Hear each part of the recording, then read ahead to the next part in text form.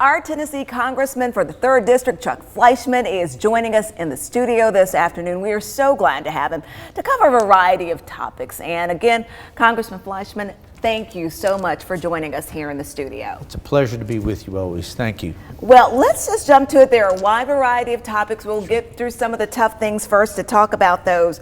One of the first things we want to talk about is, of course, Washington Post did a story talking about election deniers, and you were on that list. Do you feel that President Biden or Joe Biden was duly elected as President of the United States? Let me answer that this way. There were a tremendous amount of irregularities in a lot of states. As we went through the COVID situation, many state Supreme Courts, and let me be specific, like Pennsylvania, went in and made decisions that I think should have been left to state legislators. Why do I say that? Well, I looked at the United States Constitution. So I think there were enough irregularities, and I did actually object in 2 states, Arizona and Pennsylvania, where I felt there were enough irregularities that they should have taken another look at that. So I voted against certification. Okay, so but do you feel was duly elected, though? Well, he was sworn in as president. He's been president. I think he's done a terrible job, unfortunately. I vote for the American team. I want to see America move forward. Sure, I'm a conservative Republican, but I wanted to make absolutely certain that the election system, which so dearly and desperately needs the credibility of the American people behind it to believe in that. That is lacking right now. I hear that from Republicans. I'm starting to hear that from some Democrats as we're going into this next election cycle. I want to make sure that we have one person casting one legal vote and having it counted one time. Okay, so then let's go on and talk about the next question, talk about inflation. Yes. That's a big issue. And of course, the economy. But also, one of the things too people talk about is how can both Democrats and Republicans work together? What can you do and what will you do when it comes to the economy and inflation that will impact your constituents, voters, and people right here in the Tennessee Valley? I'm so glad that you asked me that. I have a rather unique role in Congress. I am an appropriator. In Tennessee, I'm the only member on the Appropriations Committee, Republican or Democratic, in the House. That means I control all of the government spending. I work on those issues. So we want to put those limited government resources in the best place to help the American people. I think one of the reasons that we've seen this administration struggle is they basically hurt energy policy very early. Joe Biden, I wish, had been all of the above. He's not been all of the above. This administration has pivoted to their traditional left of center energy choices. I want to see oil, natural gas, and solar, all of the above in the portfolio. If you have an abundance of energy, the price will come down. That's what I want to see. So I'm going to use my position to make sure that I'm helping all Tennesseans, and I want to move all of America forward. I vote for the American team. I want to see our great country come back. But it's so sad that we have inflation, we have economic stagnation, we have problems now with rising interest rates, all of the above. It's hurting us. I think we're in recession, and I'm afraid that the inflationary problem is going to get worse. I want to see it better. I think we come together, we cherish the free enterprise system, we empower entrepreneurs, we uplift our workers. I want to see everyone move forward together. I don't want to see us divided on the ability to earn. I want to make us come together, enjoy the economic freedoms that are there in America, and we can get it done. And some of the interesting things, like you said right there, I think one of the things too is talking about, I think a lot of economic experts have said that they do predict a recession for 2023. They said we're not in one yet. But so one of the things in looking at that and coming out, they're talking about coming out of, like, all the dominoes were there, coming out of the pandemic, the war with Russia and Ukraine. I guess working around these issues. But again, you're looking at, people are struggling, and fixing that and making sure that people can pay their bills and people can go to the grocery stores. So these are all things that are on front and center with a lot of people right now. You're absolutely right. There are so many fundamental issues and problems that are out there, whether you look at education, whether you look at healthcare, whether you look at the economy, energy prices, and the like.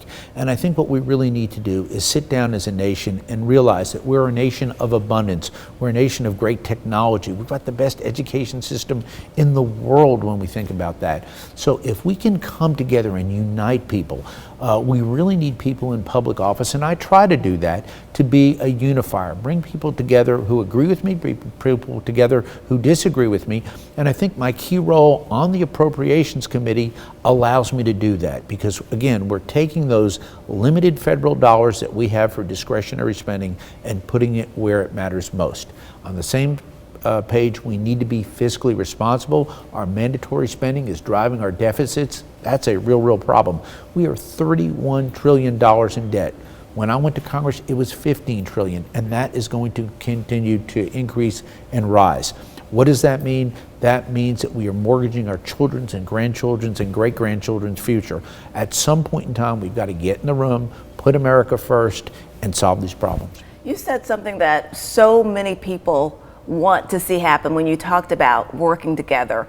And you say, you look back years past and you hear some of the old congressmen and senators from years past talk about how they used to work together. They used to be able to go out to dinner. They didn't always see each other as the enemy. It was like they really wanted to work, like you said, for the American people. How do we get back to that, where we have people from both sides of the aisle who will work together, and it's not just let's put on our boxing gloves to destroy the other side, regardless of which side that is? I think it starts with civility. I think it starts with respect. Let me tell you how I approach it.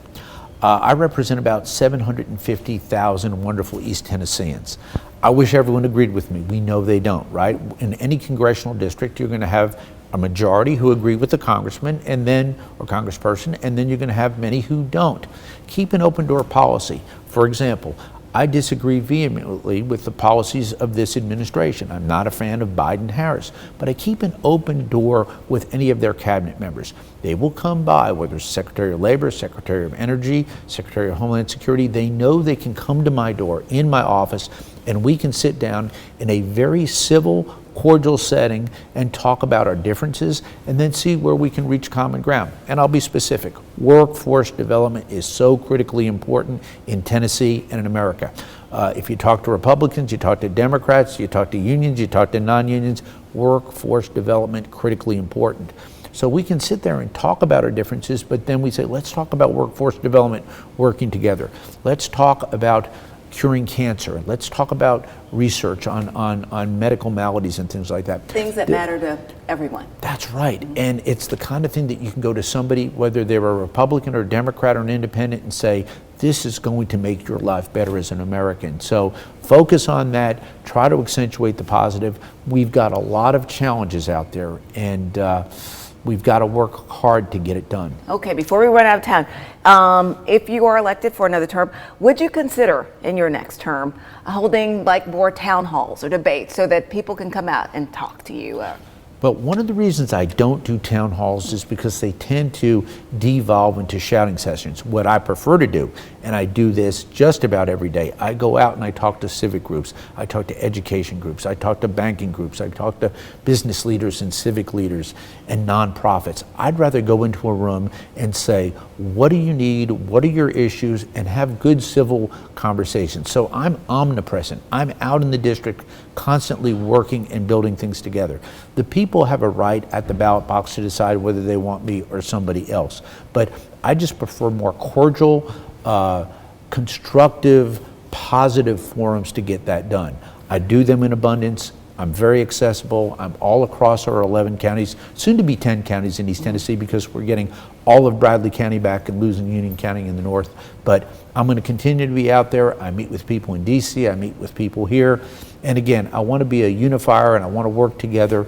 But above all else, I'm an optimist. Okay, 30 seconds. Tell me, Leslie Jordan, before we run out of time, what that, obviously what, gosh, he meant to you, but we know what he meant to the world, really, and to the Tennessee Valley. Saddened by his loss this week. I saw that. Fortunate that my wife, Brenda, and I were asked to come to Riverbend and be with him as the Grand Marshal for Riverbend. I've always loved Riverbend, and obviously, fortunately, Chattanooga has saved Riverbend, and I hope it goes forward. But Leslie was the Grand Marshal. He came in on a boat, and Mayor Kelly and I were privileged enough, along with our wives, to actually visit with Leslie.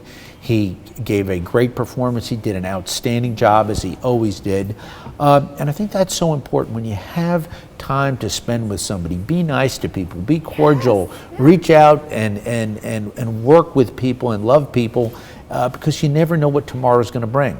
And if tomorrow brings, as it did on Monday, his sad passing, we've got fond memories now. So thank you for his legacy and the fact that he loved Chattanooga. Yeah, he certainly did, and he's going to be missed, and we could all learn something from Leslie. So again, thank you so much, Congressman Fleischmann, for being here today and for taking our questions and just sitting down talking with us. We appreciate that today. Thank you so much. Well, stay with us. We also want to tell you that Meg Gorman is Congressman Fleischmann's opponent on November 8th, and we're going to have a live interview next week with her as well. We'll be right back after the break. Stay with us.